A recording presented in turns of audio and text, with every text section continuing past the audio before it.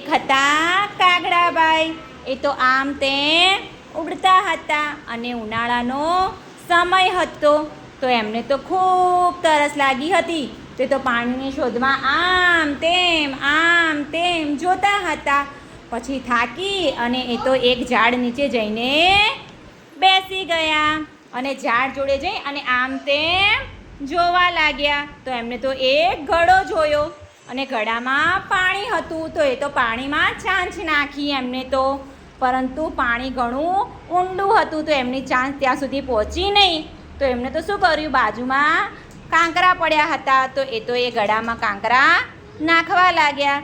જેમ જેમ કાંકરા નાખતા ગયા તેમ તેમ પાણી ઉપર આવતું ગયું અને પછી કાગડાભાઈ તો પાણી પીવા લાગ્યા.